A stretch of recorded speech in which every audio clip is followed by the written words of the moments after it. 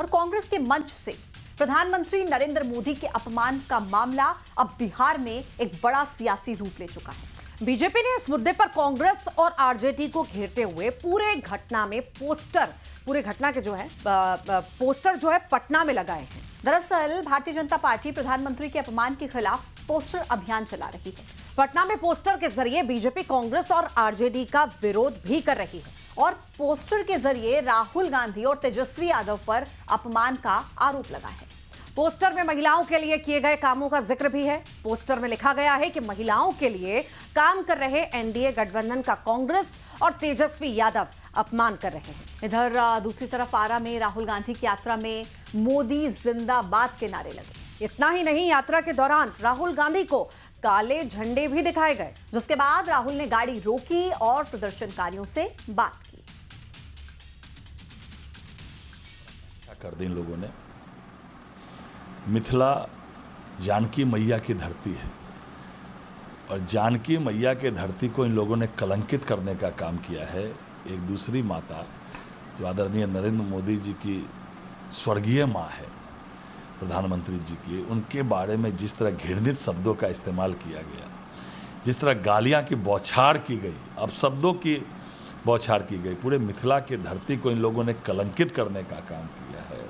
देखिए, लोकतंत्र में गाली गलौज या अमर्यादित भाषा का कोई स्थान नहीं है।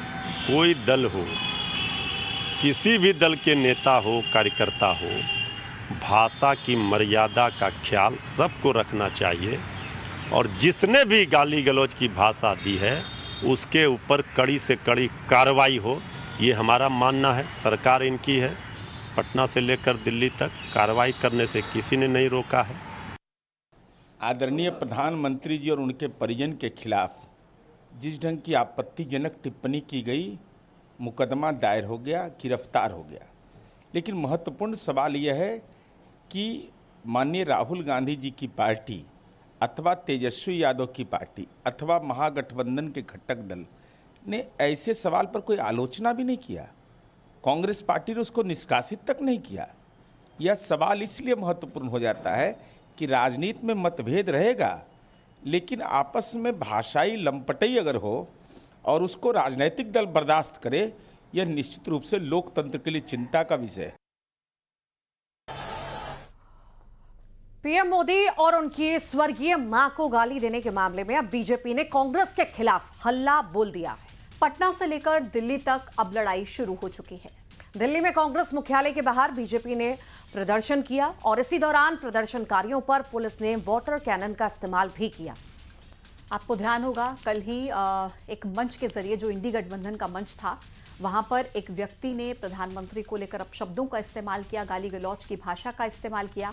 हालांकि कहा जा रहा है कि राहुल गांधी और तेजस्वी यादव की मौजूदगी उस वक्त मंच पर नहीं थी, लेकिन इस मामले ने अब पूरे तरीके से सियासी रूप ले लिया है और भारतीय जनता पार्टी लगातार माफी मांगने की मांग राहुल गांधी से कर रही है। और ये जबरदस्त प्रदर्शन की तस्वीरें भारतीय जनता पार्टी की कांग्रेस के मुख्यालय पर पहुंचकर इस तरीके से प्रदर्शन किया गया। और आइए आगे बढ़ेंगे। राहुल गांधी और तेजस्वी यादव की वोटर अधिकार यात्रा के अंतिम पड़ाव पर समाजवादी पार्टी के मुखिया और यूपी के पूर्व मुख्यमंत्री अखिलेश यादव भी शामिल हुए।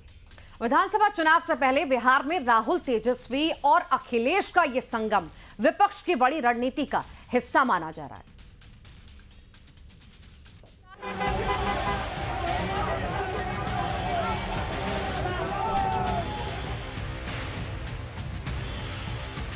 वोटर अधिकार यात्रा अपने आखिरी पड़ाव पर पहुंच गई है। यात्रा के आखिरी दिन समाजवादी पार्टी के अध्यक्ष और उत्तर प्रदेश के पूर्व मुख्यमंत्री अखिलेश यादव भी यात्रा में शामिल होने पहुंचे। अखिलेश सारण से आरा तक राहुल गांधी और तेजस्वी के साथ यात्रा पर हैं। बिहार और यूपी की सीमा पर साझा भाषा, संस्कृति और रोटी बेटी का रिश्ता हमेशा से गहरी राजनीतिक कड़ी रहा है। ऐसे में अखिलेश यादव का इस यात्रा में शामिल होना महागठबंधन की सामाजिक और राजनीतिक ताकत को और बड़ा बनाने की कोशिश के रूप में देखा जा रहा है। आज अंतिम दिन है और आज अखिलेश यादव जी भी हम लोगों के साथ यात्रा में शामिल हो रहे हैं और बीजेपी जो है घबराई हुई है। जो ये ऐतिहासिक यात्रा हुआ है, इससे एनडीए में बड़ी बेचैनी है। सारे तंत्र मंत्र जो है इस्तेमाल जो है एनडीए के लोग कर रहे हैं। वो क्या क्या कर रहे हैं, एक एक चीज़ों पे हमारी पैनी नज़र है। लेकिन कुछ भी कर ले, इस बार बिहार में सत्ता में वापस लौटने वाले ये लोग नहीं। बीजेपी की हार इस बार लिखेगा बिहार, और अवध में हारे हैं, बिहार की जनता मगध में भी हराएगी।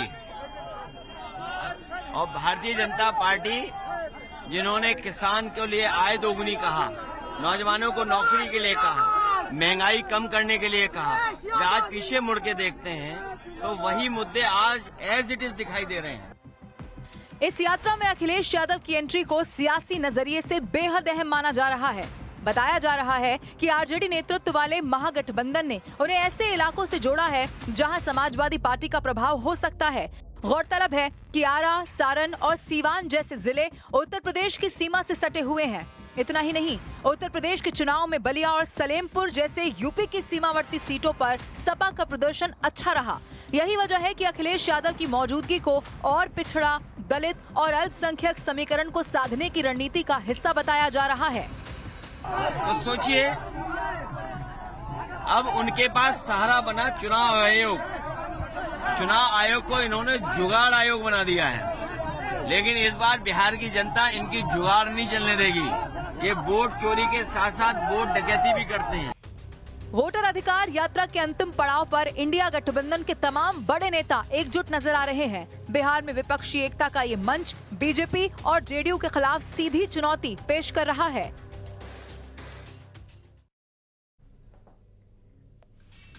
और महाराष्ट्र में मराठा आरक्षण की लड़ाई अभी थमी नहीं है। दरअसल आंदोलनकारी नेता मनोज जरांगे आज भी उनका धरना जारी रहा। मुंबई के आजाद मैदान में उनको आज भी आंदोलन के लिए इजाजत मिल चुकी है। और इस बीच मुख्यमंत्री देवेंद्र फडणवीस ने बड़ा बयान देते हुए कहा कि कैबिनेट की समिति इस मुद्दे पर चर्चा कर रही है और सरकार पूरी कोशिश करेगी कि समाधान संवैधानिक दायरे में निकले। दरअसल सरकार का दावा है कि मराठा समाज की उम्मीदों का सम्मान होगा और जल्द ही एक वैध रास्ता तय किया जाएगा।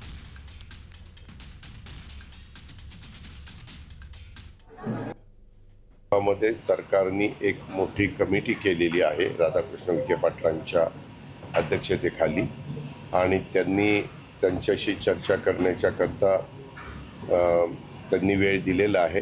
ते चर्चा करतायत।